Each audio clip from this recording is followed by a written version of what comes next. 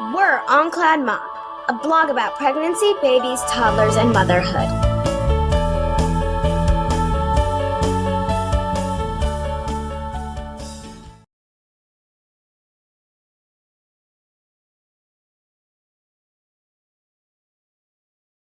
Good. Let's see about your support, I guess, when you started adopting this style of parenting. Did you have support from your family? Was your husband on board automatically? Like, how did you figure that out? So from my parents, not really. I mean, my mom, I was born butt first, naturally. And so this was like the story from my whole life. It was 1975, you were probably the last natural breech baby ever. And in 1975, I may very well have been the last natural breech ever. My mom had just moved, my parents are from New York, and she had just moved to San Diego, and they were living at my grandparents' house. My parents were Bohemian, they had nowhere to live, they were living at my grandparents' when I was born. And my mom had a new doctor, it was a woman, and she said, you can do this, and my mom did. So I was raised with like that, I was raised with that sort of consciousness of, my mom, she did not get the support to breastfeed, she tried. But she weaned us to soy milk, which I know is controversial for a whole other set of reasons. But in 1975, to have a mom say, why would I give them cow's milk? Like, that's weird. And she wasn't even vegan or vegetarian. So my parents were progressive in their own way. They were artists, they were documentary filmmakers. I was raised with some of that, but a lot of this they also are true believers in medical science and Western science. My grandparents were immigrants to this country, so total misunderstanding and total reverence for medical science. So even with something like vaccinations, my parents couldn't even tell you what literally goes on, what's in the needle, what it does, what happens, but they know it's really wrong not to, right? So I think it's a great example, like with parents, at some point there are certain conversations not to have, whether it's about birth, whether it's about diapers, whether it's about food or breastfeeding. So that was kind of like the parent story. My mother-in-law is a microbiologist, and so she's very intelligent in her skepticism, which sometimes was good and sometimes was bad. She was very curious about nutritionally, we raised our boys vegan, and she was very curious about that. My husband's from Northern California, which helps simply because ideas flow freely in Northern California. He's just kind of a general, easygoing, liberal sort of guy. But a lot of things, he's not really hands-on, touchy-feely, mushy-gushy, let me know what birth is like and how it feels when the baby leaves your cavity. So he was happy when it was, in some circles, many guys are really into it and interested and want to be there and they tell you you're beautiful, which is also nice. But anyway, my husband was much more, interested in what was right for my body and what felt right for my body, and he was supportive of that. Breastfeeding was a real struggle both times, and he had to hear it because I was talking about it all the time. So he was supportive in his own way, but I talk about in the book that EC, this diaper-free thing, he thought was totally crazy and did not want anything to do with it. It wasn't like, oh, tell me about it, I don't know. It was like, I do not want to talk about this, I'm not talking about this with you.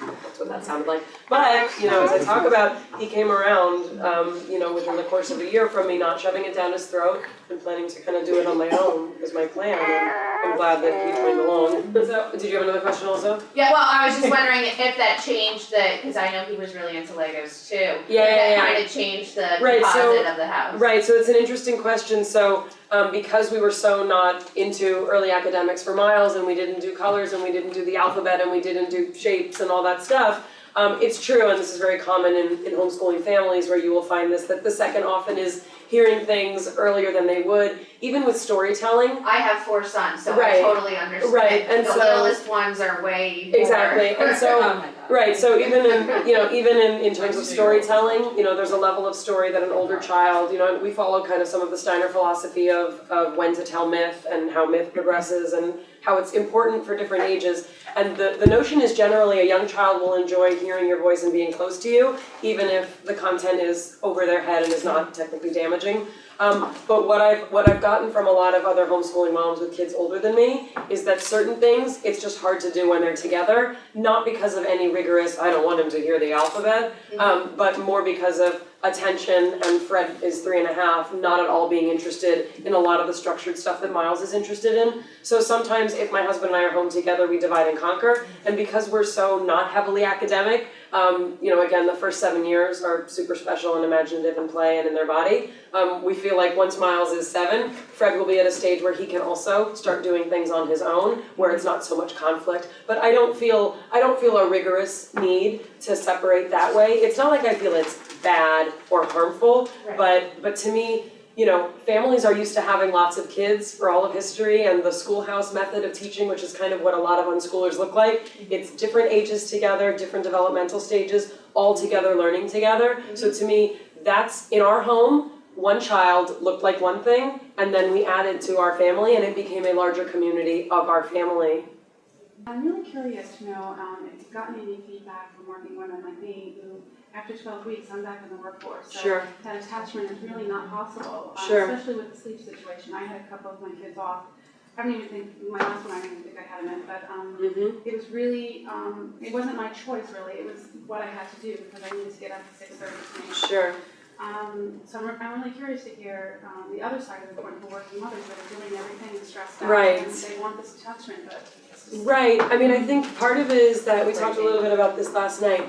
I know lots of different kinds of attachment parenting parents, and I think what even Dr. Sears has talked about is it's not all or nothing. And for someone who doesn't breastfeed, it's still important to hold your child close when you bottle feed. And for someone who may not be able to or want to sleep with a child, it still is important to have close time with them. You can still wear your child in a sling in the hours that you are home. One of my closest friends, I feature her as one of the anonymous stories in the book. She went back to work right away. She's a teacher, and it was very painful. And it's been helpful to me now that I've gone back in later years to learn from her as well. But her feeling was when she was home, she did the best she could within all of these realms. She chose to do extended breastfeeding. She chose to tandem nurse. It was one of her ways to try and make it work. There are women who find that pumping, where possible, and of course workplaces need to make it possible, but many women find that that's a way to stay connected. But I think the overarching principle is like things like gentle discipline, things like understanding balance in your family lets you craft it the way you can that works in your family. But the notion is not that this is the only way to secure attachment and that this is the only way to parent, and if you don't do this, it's kind of wrong and it's a little weird and your kid's gonna be screwy. It's simply not true, but the notion that the principles do matter and that we all do the best we can within the limits that we're given, I mean, I point out, and not at all to compare with what it's like to be a working mom, but our son was in the NICU for the first 4 days of his life, my first son. There went co-sleeping, there went early touch. I could barely hold him. He was, attached to 1.5 million wires. And I already felt like I failed, that's it, It's so important, those early days, and look at this screwy start, And what I was told by Dr. Gordon, our pediatrician who wrote the introduction, he said, you do everything you can from now on, and that's all anyone can ask of you. He recommended, and other people have recommended this as well, getting into the bathtub with the baby. It creates a very warm, moist, uterine-like environment, and that at any time it's a safe place to come back to with a baby, even if you've been out all day and you want to reconnect. And I know it may sound weird, but bathing with a child is especially for little ones, it's a very soothing for the mom and the baby as well kind of experience to have. So there's other things that we all do, right, to try and fill it in. But I think it's when we reject it altogether because we can't meet those standards. And I do understand that certain communities are seen as very militant and as very all or nothing and as very judgmental. And I think it's important to realize it's not all or nothing. And the crazy, the allegedly lady that I heard about who said if you can't breastfeed, you might as well put your kid up for adoption. That's not the platform. Oh my gosh, no. But it's like you hear these crazy stories, and that's not how all of us are. That's not even how Attachment Parenting International is. And there's tons of attachment parents who are not stay-at-home moms or dads. There's attachment parents who are not homeschoolers, who put their kids in daycare. It's not simply about this checklist. And to me, if you have to do one thing, learn about gentle discipline, because it will guide all other decisions as intuitive and loving as much as it can be. I mean, any La Leche League source will tell you all of these things. Any La Leche League leader who has, some years under her belt will tell you this. Pediatricians like Dr. Jay Gordon and Paul Fleiss, pediatricians who support breastfeeding will tell you this. Again, I think it's a human right to have an OB who knows about breastfeeding, to have a pediatrician who knows about breastfeeding. Our pediatrician's office has an IPCLC, a board certified lactation consultant on staff. Not everyone can afford home visits, but there are other resources. There's breastfeeding centers that offer free consultation with a lactation educator counselor who then consults with an IBCLC. I never give advice without consulting with someone. Anyway, but yeah, breast milk it's amazing. There actually was an article in Mothering Magazine about a culture, I want to say maybe Alaskan, who actually use breast milk as part of the food source as well. Like in coffee, it would be in refrigerators at workplaces. You can look it up at mothering.com. I think they probably still have it. Again, that's far outside of the norm of anything I would choose to talk about. But again, we are animals, and again, as a vegan, it makes a lot of sense to me. That's the milk that we make for our bodies and our babies. I was told that my younger son, if he didn't eat more within a certain window, I said, yeah. Well, he's never gonna eat, but that's one of the things, they'll never. I meet a lot of kinds of kids from a lot of kinds of families. I don't think that the research has been done, it hasn't been done, to say that these kind of kids turn out this way and those kind of kids turn out that way. And yes, it can go either way, but there is no legitimate scientific research or support for early independence being what leads to healthy independence. And people like me argue that early dependence leads to healthy independence more statistically reliably and more consistently with developmental psychology. Another myth is that we're martyrs, that people parent this way because they're martyrs and they want to be better than everybody, or that we have wounded childhoods and this is our way of healing it by using our children, to heal that wound. It's simply not true, it's not really helpful.